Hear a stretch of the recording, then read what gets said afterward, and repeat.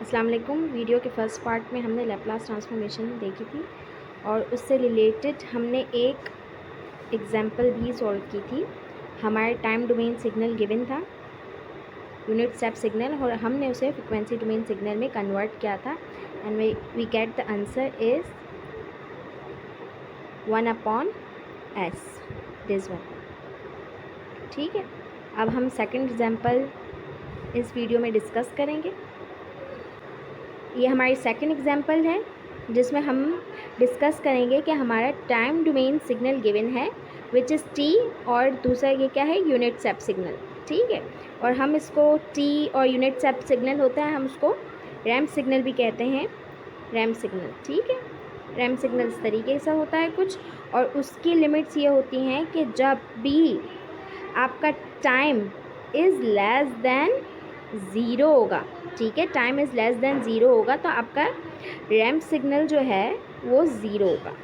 ठीक है, और जब भी आपका टाइम इज़ ग्रेटर देन,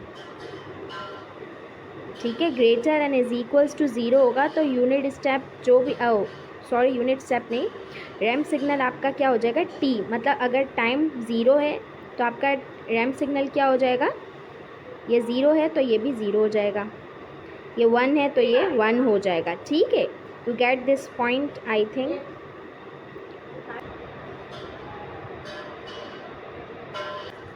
तो हमने यहाँ क्या देखा कि जब भी हमारा पहले हमने एग्जांपल में देखा था कि यूनिट स्टेप सिग्नल क्या होता है हमारा, ठीक है, उसका फ्रिक्वेंसी डोमेन सिग्नल में किस तरीके से कन्वर्ट करते हैं। अब हम देख रहे हैं कि यूनिट स्टेप, अब हम देखेंगे रैंप।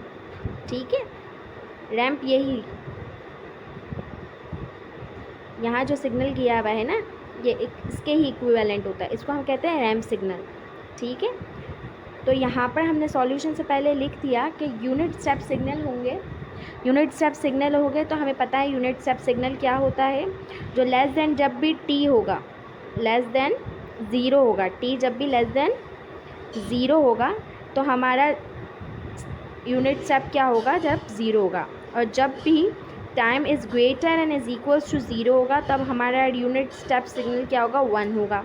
ठीक है, ये हमने वीडियो के पहले पार्ट में भी डिस्कस की थी जब हमने कन्वर्ट किया था यूनिट स्टेप सिग्नल को फ्रिक्वेंसी डोमेन सिग्नल में। ठीक है, तो हमने ये चीज़ पहले यही बताई हुई है कि जब भी हमारा सिग्नल यूनिट स्टेप में लेस देन टाइम ज़ीरो होगा तो अब हमारा ज़ीरो होगा यूनिट स्टेप, और जब भी greater and is equals to zero होगा तब हमारा यूनिट स्टेप सिग्नल क्या होगा, वन। इसी तरह अब यहाँ पर सिग्नल में टी भी साथ में कनेक्टेड है। ठीक है, टी भी उसके साथ मल्टीप्लाई हो रहा है, तो हमने कहा कि जब हमारा टाइम लेस देन ज़ीरो होगा, ठीक है, तो आपका पूरा फंक्शन क्या हो जाएगा, उस वक्त ज़ीरो हो जाएगा। ठीक है, और जब भी time greater and is equals to zero होगा तब हमारा फंक्शन हो जाएगा टी। जैसे कि मैंने आपको अभी पहले थोड़ी देर पहले यही बताया कि आपका जो यूनिट रैंप सिग्नल होता है वो इसी के इक्वल होता है कि T point unit step signal. ठीक है, तो मैंने आपको यहाँ पर यूनिट स्टेप सिग्नल को मल्टीप्लाई बाय यहाँ पर टी किया है। ठीक है, रैंप सिग्नल की मैंने आपको यही लिमिट्स बताई थी कि जब भी लेस देन ज़ीरो होगा तब हमारी यूनिट रैंप क्या हो जाएगी, ज़ीरो हो जाएगी। ठीक है, और जब भी हमारा रैंप सिग्नल टी होगा, जब भी हमारा टाइम ग्रेटर और इज़ इक्वल्स टू ज़ीरो होगा तब हमारा यूनिट रैंप सिग्नल होता है जो क्या हो जाएगा, टी हो जाएगा रैंप सिग्नल। ठीक है, तो अभी हमने क्या किया, कन्वर्जन स्टार्ट करेंगे। ये हमारे पास गिवन जो है वो लैप्लास ट्रांसफॉर्मेशन का फॉर्मूला है जो कि मैंने आपको वीडियो के फर्स्ट पार्ट में भी बताया था, और फिर से मैं यही चीज़ रिपीट कर रही हूँ। ठीक है, तो हमारे पास क्या है, यहाँ पर हमारे पास फंक्शन जो टाइम सिग्नल का गिवन है वो है टी, और यहाँ पर लिखा हुआ है यूनिट स्टेप सिग्नल। ठीक है, तो वो तो हमने वीडियो के फर्स्ट पार्ट में देख लिया था कि यूनिट स्टेप सिग्नल जो है उसकी लिमिट्स क्या होती है, वो कब हमें वन देता है, जब time greater and is equals to zero होता है। ठीक है, तो हमने यहाँ पर क्या कर दिया, अपनी लिमिट्स को चेंज कर दिया ज़ीरो से इन्फिनिटी।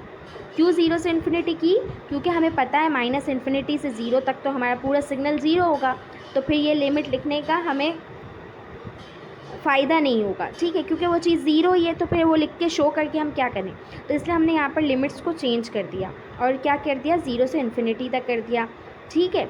और यूनिट स्टेप उस वक्त 1 होता है, तो वो हमने शो करने की नीड नहीं यहाँ पर। सिर्फ हमने क्या शो किया, यहाँ पर टी शो किया और फॉर्मूले का एक्सपोनेंशियल जो गिवन था वो शो किया, ठीक है। अब हम उसको क्या करेंगे, solution bye integration by parts. आपको इंटीग्रेशन बाय पार्ट्स का फॉर्मूला आता होगा। जब भी आपके पास दो फंक्शंस गिवन होते हैं तो इंटीग्रेशन बाय पार्ट्स का फॉर्मूला ये होता है, ठीक है। आप इसको इससे फॉर्मूले से सॉल्व करेंगे, ठीक है। आपका इंटीग्रेशन है, अब इंटीग्रेशन बाय पार्ट्स का फॉर्मूला मैंने नीचे लिख दिया है, ठीक है। अब u यहाँ पर क्या था, t था, और v यहाँ पर क्या है, एक्सपोनेंशियल है, -st, ठीक है। तो हमने यहाँ पर क्या लिखा है, जब भी u लिखेंगे, क्योंकि इसका फॉर्मूला होता है integration of u v with respect to t, ठीक है, which is equals to u, यहाँ जो v1 शो किया हुआ है ना, यहाँ जो v1 शो किया हुआ है वो किसके लिए शो किया हुआ है, होप तो आपको ये वाली बात समझ आ गई होगी कि यहाँ पर v1 किस चीज़ को शो कर रहा है। यहाँ पर v1 जो शो कर रहा है ना, यहाँ v1 जो भी शो कर रहा है, ये v1 यहाँ पर लिखा हुआ है, आप इसको v डैश कर देना, ठीक है, ऊपर डैश बना देना। यहाँ पर गलती से v1 नीचे शो हो गया है, आप क्या करेंगे, उसको आप v डैश शो कर देना, ठीक है, ये वाली चीज़, ये जो है ना v डैश शो कर देना, ठीक है। अब क्या है, यहाँ पर u1 है t और v डैश जो है वो होता है इंटीग्रेशन। अब यहाँ पर इंटीग्रेशन किसका लिखा हुआ है, एक्सपोनेंशियल का इंटीग्रेशन लिखा हुआ है, ठीक है। आपने इंटीग्रेशन ले ली इसकी, आपने इंटीग्रेशन की ले ली, ठीक है। आप इंटीग्रेशन करने के बाद क्या है, ये पूरा फॉर्मूला बताया है कि u यहाँ पर t है और v जो यहाँ पर क्या है, एक्सपोनेंशियल -st है। अब जब आप इंटीग्रेशन ऑफ t का लेंगे तो वो क्या होगा, और इंटीग्रेशन ऑफ v का लेंगे तो क्या होगा, ठीक है। यहाँ पर जो u डैश करके शो किया हुआ है ना, यहाँ पर जो u डैश करके शो किया हुआ है वो है आपका डेरिवेटिव, ठीक है। यहाँ जो u डैश करके शो किया हुआ है ना, वो क्या है, आपका डेरिवेटिव है, ठीक है, ये आपका डेरिवेटिव है विद रिस्पेक्ट टू t, ठीक है। तो आप उसका डेरिवेटिव, t का डेरिवेटिव लेंगे तो क्या हो जाएगा, t का डेरिवेटिव रिस्पेक्ट टू t लेंगे विच इज़ इक्वल्स टू 1, ठीक है। तो हमने यहाँ पर u डैश करके जो शो किया था उसको इक्वल्स टू 1 कर दिया, ठीक है। और यहाँ पर जो v1 लिखा हुआ है, यहाँ पर v1 नहीं है, वो आप सही कर लीजिएगा, v1 है ये v डैश, वो क्या है, इंटीग्रेशन को शो कर रहा है। हमने v हमारे पास क्या था, एक्सपोनेंशियल -st, अगर मैं इसका इंटीग्रेशन लेंगे तो क्या होगा, exponential -st divide by -s। वो आपको पता चल गया होगा मैंने क्यों लिखा है, क्योंकि मैंने आपको वीडियो के फर्स्ट पार्ट में ये चीज़ डिस्क्राइब कर दी थी कि इसका एक्सपोनेंशियल का इंटीग्रेशन हम किस तरीके से लिखते हैं, ठीक है। अब क्या किया हमने, सिंपली इसको फॉर्मूला को पुट कर दिया। हमने पहले ये सारी चीज़ें बता दी कि ये चीज़ें ये हैं, ये चीज़ें ये हैं, ठीक है।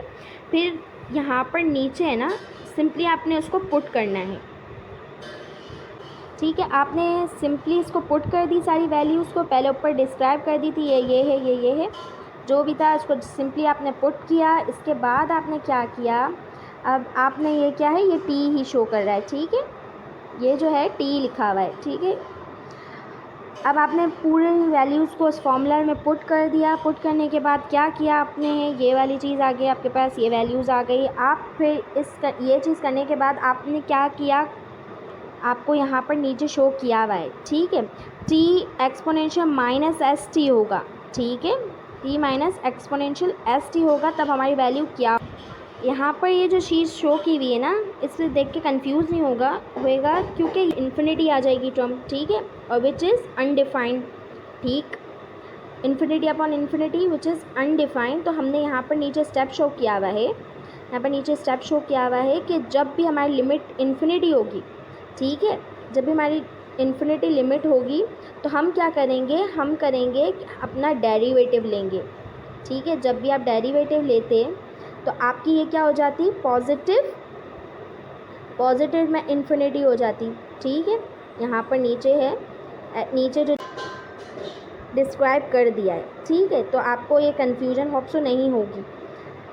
फिर इसकी वजह से क्या आया, आपका ये चीज़ पूरी टर्म क्या हो गई, एक्स, जब आपकी पावर इन्फिनिटी थी, ठीक है, आपकी लिमिट, सॉरी पावर नहीं, इन्फिनिटी लिमिट थी, तो आपके पास पूरी टर्म क्या हो जाती, पूरी टर्म ज़ीरो हो गई, ठीक है। और जब आपने उस पर क्या पुट किया, जब आपने, तो यहाँ पर भी यही चीज़ हुई, ठीक है। यहाँ पर हमने ये चीज़ डिस्क्राइब कर दी, हमने ये चीज़ डिस्क्राइब कर दी आपको कि जब भी इन्फिनिटी होगी लिमिट तो हमने ये चीज़ ज़ीरो कर दिया था यहाँ पर, ठीक है। फिर क्या किया आपने, ये पुट की लिमिट, फिर आपने अपर लिमिट पुट करने के बाद आपने क्या की, अपनी लोअर लिमिट पुट की। अपर इन्फिनिटी थी और लोअर क्या है, ज़ीरो है, ठीक है। अपर पुट कर ली थी इन्फिनिटी, नीचे लोअर पुट की थी ज़ीरो, ठीक है। तो ये क्या हो गया, इन्फिनिटी जब टर्म पुट की तो हमारा ज़ीरो ही आया, और ज़ीरो पुट करेंगे तो भी ज़ीरो ही आएगा, ठीक है। अब फिर हमने ये वाली चीज़ यहाँ पर की, यहाँ पर माइनस माइनस चीज़ प्लस हो गई, ठीक है। यहाँ माइनस माइनस चीज़ प्लस हो गई, और यहाँ पर ये माइनस इस फॉर्मूले का, ये माइनस जो है इस फॉर्मूले का ही है, ठीक है। अब क्या है, यहाँ पर अपर पुट की और फिर लोअर पुट की, ठीक है। अपर और लोअर पुट करने के बाद हमने यहाँ देख लिया है, यहाँ पर डिस्क्राइब कर दिया है कि जब भी हमारी एक्सपोनेंट माइनस इन्फिनिटी होगी which is equals to zero, ठीक है। ठीक है, आपने क्या की, पहले पुट इन्फिनिटी कर ली थी माइनस इन्फिनिटी, तब अब आपकी क्या पावर आई थी, ज़ीरो आई थी, और जब ज़ीरो पुट किया तो वन आया। आपका आंसर क्या आया, आपका आंसर ये आया। फाइनली आपने आंसर ये फाइंड किया कि आपका 1/s आया। अब आप ये देखें, जब भी आपका सिग्नल दिया हुआ था, टाइम डोमेन सिग्नल दिया हुआ था u(t), ठीक है। तो आपका फ्रिक्वेंसी डोमेन सिग्नल क्या बना था, 1/s, ठीक। और जब आपका सिग्नल दिया हुआ था, टाइम डोमेन सिग्नल दिया हुआ था, आपका टाइम डोमेन सिग्नल दिया हुआ था, रैम्प सिग्नल कह सकते हैं, और T dot unit step signal ये कह दें, जैसा आपको सही लगे, ठीक है। ये रैम्प सिग्नल ही होता है, ठीक है, ये पूरा। तो आपने तब देखा कि आपका क्या आया, फ्रिक्वेंसी डोमेन सिग्नल आया 1/s²। पहले आया था 1/s जब आपका सिर्फ यूनिट स्टेप सिग्नल था, और अब आया टी जब कनेक्ट हो गया तब आपका आ गया 1/s²। इसी तरीके से आप ये देखें कि जब आप फंक्शन करते हैं ना टाइम डोमेन सिग्नल, तो आपका लैप्लास बनता है फ्रिक्वेंसी डोमेन सिग्नल। जब आप टी कनेक्ट करते हैं ना, तो आपके पास टी की जगह पे ये आ जाता है minus derivative with respect to s, ठीक है। फिर हमने ये देखा था कि हमारे पास यूनिट स्टेप सिग्नल जो है उसका लैप्लास ट्रांसफॉर्मेशन आया था 1/s, ठीक है। फिर इसके बाद हमने क्या देखा कि हमने जब फंक्शन, ठीक है, ये वाली चीज़ यहाँ पर अप्लाई करके देखेंगे हम लोग, जो 2 पॉइंट लिखा हुआ है ना, वही चीज़ हम 4th वाले पॉइंट पे अप्लाई कर रहे हैं कि यहाँ पर टी तो हमें गिवन है, और जो टाइम डोमेन सिग्नल है वो हमारा u(t) है, ठीक है। अब हम इसको क्या करेंगे, अब हम इस फॉर्मूले के थ्रू फाइंड करेंगे कि जब हमारे पास t और u(t) दिया हुआ था, तब हमारे पास 1/s डायरेक्ट आ रहा है, 1/s² डायरेक्ट आ रहा है कि नहीं आ रहा है इस फॉर्मूले से। तो हमने ये करके देख लिया, ठीक है। 1/s को, क्योंकि यूनिट स्टेप सिग्नल लेता है 1/s, इसका डेरिवेटिव लेंगे, minus derivative with respect to s। हमने minus derivative with respect to s लिया, ठीक है। तो हमने क्या किया, 1/s को ऊपर इन्वर्स में, जब भी डिवाइड में आपकी पावर 1/s होती है, जब हम उसको s को ऊपर ले जाएंगे तो क्या हो जाएगा, इन्वर्स हो जाएगा, जैसे कि ये शो किया हुआ है, ठीक है।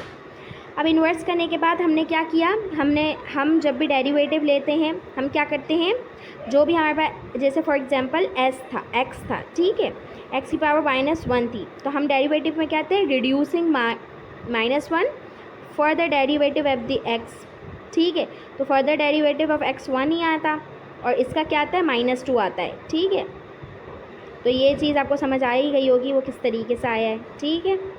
फिर इसके बाद हमने देखा कि हमारे पास यहाँ पर एक और चीज़, हाँ, ये 1 है, ठीक है। पहले सबसे स्टेप पे हमने क्या किया, इस पावर को मल्टीप्लाई कर दिया इस कॉफिशेंट से। यहाँ कॉफिशेंट कुछ भी नहीं है, तो यहाँ कॉफिशेंट 1 है, तो ये आया -1। और फिर हम करते हैं रिड्यूसिंग बाय 1, ठीक है। मैंने ये स्टेप पहले नहीं बताया कि पावर को हम मल्टीप्लाई बाय कॉफिशेंट से करते हैं, ठीक है। तो यहाँ पर पावर को मल्टीप्लाई बाय कॉफिशेंट से किया, यहाँ पर ऑलरेडी 1 ही कॉफिशेंट गिवन था, ठीक है।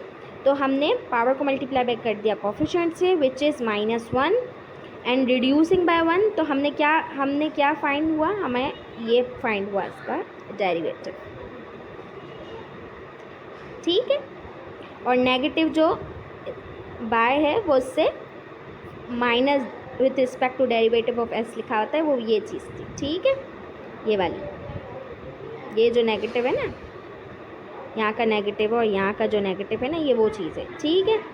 अब क्या करना है, फिर हमें ये करना है, फिर हमने क्या किया बेटा, फिर हमने ये किया कि हमने फाइनली ये फाइंड हो गया। तो हमने क्या देखा, जब भी हम यूनिट स्टेप सिग्नल फाइंड कर रहे थे, ठीक है, उसका टाइम डोमेन सिग्नल था यूनिट स्टेप सिग्नल, और उसको फ्रिक्वेंसी डोमेन में कर रहे थे, तो हमारे पास आ रहा था 1/s, ठीक है, हमें आ रहा था 1/s। और फिर इसके बाद हमने क्या किया, ये आ रहा था हमारे पास 1/s, ठीक है। जब हमने मल्टीप्लाई बाय, जब इसके साथ t आ गया तो हमें आया 1/s²। इसी तरीके से अगर यहाँ t² आ जाएगा तो क्या होगा, तो फिर क्या होगा 2/s²। वो चीज़ आपको, ये आप खुद देख लीजिएगा, क्या किया है, minus derivative with respect to s किया हुआ है, ठीक है। फिर इसके बाद क्या किया हुआ है, फिर इसके बाद ये स्टेप आपको समझ आ गया होगा, ऊपर ले गए -2 पावर हुई, मल्टीप्लाई बाय कोफिशिएंट किया तो -2 आया, रिड्यूसिंग बाय 1 किया तो -3 आया, -2 में से -1 रिड्यूस किया तो -3 आया, इसके बाद हमारे पास ये आंसर आया, ठीक है। इसी तरीके से हमने, जब हमारे पास पावर मतलब t की पावर 3 दी हुई थी, क्यूब दी हुई थी और यूनिट स्टेप सिग्नल था, तो हमारे पास ये आया, ठीक है। अब इसी तरीके से आप क्या नोट कर रहे हैं, आप नोट देखें, पहले जब हमारे पास यूनिट स्टेप था तो 1/s था, फिर t कनेक्ट हो गया तो ये आया, जब हमारे पास t² कनेक्ट हो गया तो हमारे पास ये आया, जब हमारे पास 4 कनेक्ट मतलब 3 क्यूब कनेक्ट हो गया तो फिर क्या आया, जब t क्यूब कनेक्ट हो गया तो हमारे पास क्या आया बेटा, t क्यूब कनेक्ट हो गया तो हमारे पास ये आंसर आया। अब देखें, हम लैप्लास ट्रांसफॉर्मेशन फार्मूला अप्लाई करके और इतना लंबा प्रोसेस करें, फार्मूला पुट करें, लिमिट्स पुट करें, से अच्छा हम ये सिंपली ना पुट कर दें कि minus with respect to s। तो इसकी जर्नलाइज फॉर्म बेटा ये बनी कि जब भी हमारे पास लैप्लास ट्रांसफॉर्मेशन टाइम डोमेन में मतलब कोई भी सिग्नल टाइम डोमेन में है तो लैप्लास ट्रांसफॉर्मेशन हमें कन्वर्ट करने में उसको f(s) करते हैं, ठीक है। यूनिट स्टेप होता है तो 1/s करते हैं, ठीक है। जब t कनेक्ट होता है तो हम 1/s² हम लोग का आंसर आता है, ठीक है। जब t² कनेक्ट होता है तो 2/s³ आता है, जब t क्यूब कनेक्ट होता है तो 6/x⁴ आती है। तो हमने यहाँ पर ये जनरलाइज फार्मूला लिख दिया है, जब भी कोई भी यूनिट स्टेप सिग्नल के साथ हमारे t की पावर कोई भी n होगी कन्वर्ट, तो हम उसका लैप्लास ट्रांसफॉर्मेशन किस तरीके से फाइंड करेंगे, हम इस तरीके से फाइंड करेंगे बेटा कि हम पहले उसका फैक्टराइज कर लेंगे, उस पावर की फैक्टोरियल कर लेंगे, ठीक है। और इसके बाद s जो भी गिवन है ना, मतलब हमारे पास s के बाद n जो भी गिवन है, मतलब n यहाँ पर गिवन था, फॉर एग्जांपल 3 गिवन था, तो अब हमारे s की पावर 4 आ गई, तो ठीक है, हमने इसका इस तरीके से जनरलाइज कर लिया, ठीक है। तो इसलिए हम इतना लंबा प्रोसेस करने से अच्छा है कि हम इसका इस तरीके से जर्नलाइज फार्मूला याद कर लें कि जब भी यूनिट स्टेप सिग्नल के साथ t कनेक्ट होगा, t की पावर कोई भी n, तो हम इसको इस तरीके से लैप्लास ट्रांसफॉर्मेशन करेंगे। होप सो कि आपको ये अच्छे से समझ आ गया होगा। नेक्स्ट टाइम हम दूसरी एग्जांपल से आपको और ज़्यादा ब्रीफली समझाएंगे, तो और ज़्यादा आपको डिटेल में लैप्लास ट्रांसफॉर्मेशन ईजिली सॉल्व करने के लिए आ गई। Thank you so much.